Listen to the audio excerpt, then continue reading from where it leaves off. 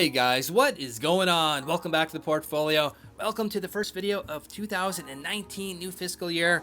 As I do with all my videos, I want to start off by saying thank you to all the subscribers, all the viewers on the channel. Immensely appreciate your support, including all the great video content ideas that you guys have been posting on the channel. I definitely take a look at those.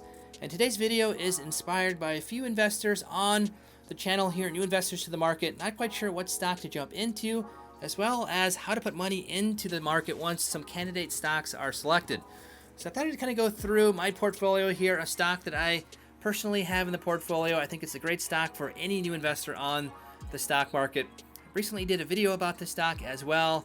The stock, as you see up on screen here, is VOO. This is a Vanguard S&P 500 indexed exchange traded fund, ETF for short. If we take a look at Vanguard's front page, you'll see this is an index stock here, an index that follows the S&P 500, representing 500 of the largest U.S. companies. Up on top there, you can see ticker symbol VOO, Vanguard S&P 500 ETF. Product summary: goal is to closely track the index's return. Essentially a passive investment. There's really no management that's done by anyone other than following the index. This is considered a gauge of the overall U.S. stock return. So essentially it will follow whatever the overall stock market is doing. If the stock market is going up, this particular ETF is going up. If the stock market is going down, this one is going down as well. But because it's representing almost all of the large stocks in the U.S. stock markets, it is a very good investment vehicle for passive investors. Essentially all ETFs are that way. Offers high potential for investment growth. Share value rises and falls more sharply than that of funds of bonds, and it's more appropriate for long-term goals where your money's growth is essential.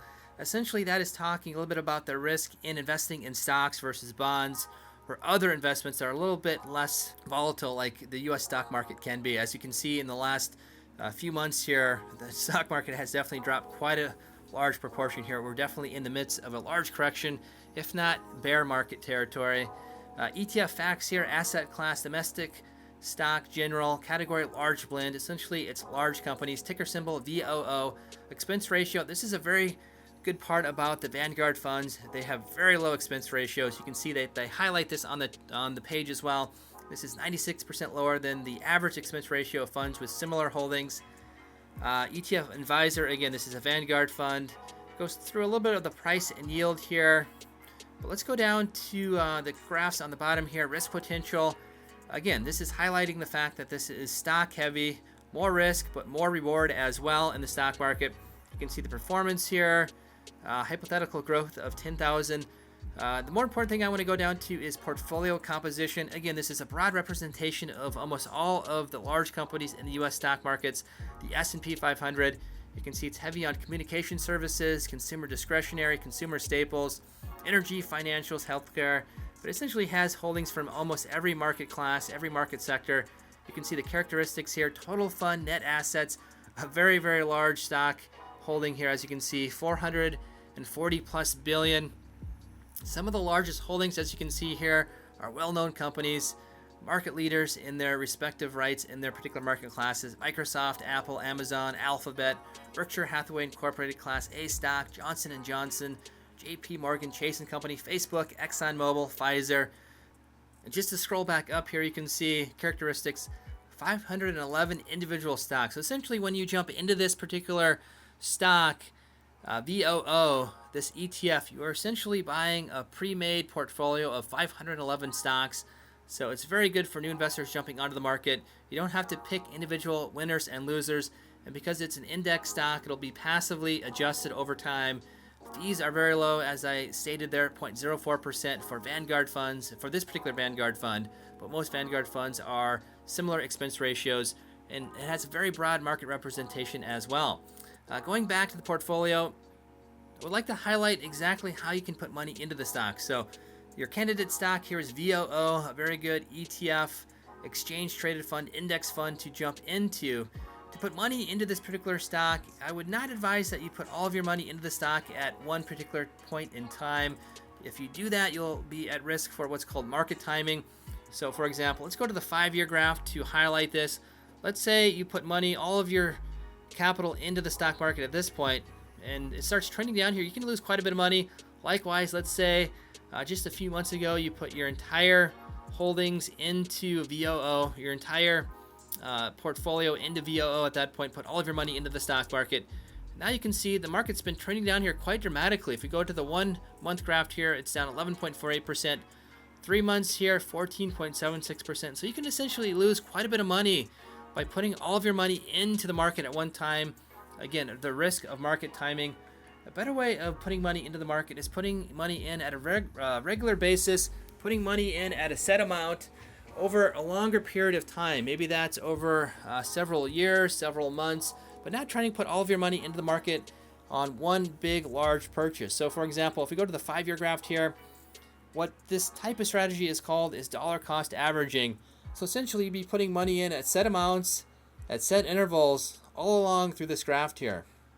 So you're putting your money in over time and then also spreading out when you're putting your purchases in. So you can put in maybe a couple shares here, so $500 here, $500 here, $500 here, and you continue to do that until you put all of your money into the market. And then moving forward, you also want to continue to contribute to your portfolio in a very deliberate fashion. Maybe not putting $500 in each month, maybe putting in $50, $100, whatever that may be. One drawback on Robinhood here is that there is no fractional shares that you can purchase. So for a Vanguard VOO here, this fund, you'd have to put in at least $226 every time that you would purchase the stock, at least current price. If the stock price goes up, you'll have to put more money into the market as well. But this is a better way of putting money into the market than simply trying to buy lump sum wise, trying to do some market timing, which over the longer term you cannot make a return from. Much easier to do it this way as well. A lot of people will simply put on their portfolios to automatically invest $500, $1,000 per month, per whatever interval you want to do. Maybe it's per quarter into the fund, and essentially it's on autopilot at that point. A variation of that is what's called dollar cost averaging. So instead of putting the same amount of funds into the account at each point in time, you simply calculate what your fund should be at the next funding interval. So for example, let's say you put $100 into VOO. Again, you can't do that on Robinhood here, but let's say the stock was priced at $10 per share. So each interval here, again, that could be each week, each month, each quarter, whatever interval you would like to do. You put $100 in here, $100 in here, $100 in here. That's essentially dollar cost averaging. You put the same amount of money in on each interval. For value cost averaging, let's say you wanted to put $100 in, your portfolio value here's 100. Let's say the stock goes up, it doubles in price, so your $100 portfolio on the next interval is 200. You would not put any money into the stock because essentially you would want to fund it up to $200. Let's say at the next interval it goes down by 200. You lose all of your money. Then you'd put in $200 at this point. So with value cost averaging, you put different amounts of money in depending on what your stock is doing. Very simply, as the stock will go up in price, as VOO is here, you're putting in less money at each interval because a lot of that contribution is actually capital gains that you're making from the stock rising in price. If we go to the 3-month graph here and the stock is decreasing in price, you'd have to put more money on each interval because the value of your portfolio is decreasing. And essentially, you'd kind of calculate this out. Each interval, you'd be going, for example, the $100 example, it'd be 200, 100, 200, 300, 400, 500. You'd simply subtract the value of your portfolio from that number, and that would be the number of funds to put into your account to get up to that next funding level. So essentially, over time, what would be happening as the stock market is increasing, you're putting in less money. When it's decreasing, you're putting in more money.